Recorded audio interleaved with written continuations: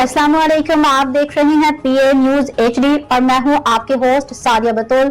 शामिल करते हैं आज की अहम खबर शामिल करते हैं। महर जहूर अहमद, ब्यूरो चीफ, बहावल नगर से।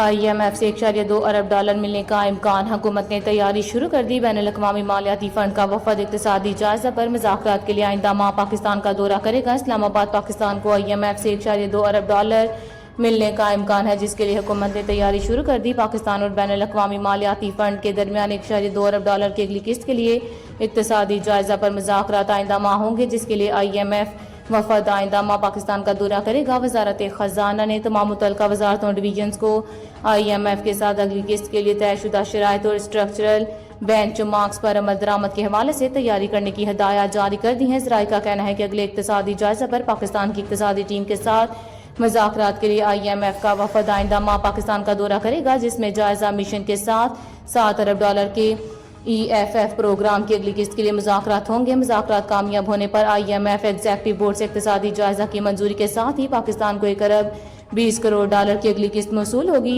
ज़राए का कहना है कि हुकूमती मुआशी टीम और IMF जायजा मिशन के दरमियान आइंदा माह होने वाले मुज़ाकरात में माहौलियाती तब्दीली से मुताल्लिक़ RSF प्रोग्राम में पेशरफ्त का भी जायजा लिया जाएगा और इस हवाले से मुतल्लिक़ा वज़ारतों को IMF से मुज़ाकरात के लिए तैयारी की हिदायत कर दी गई हैं।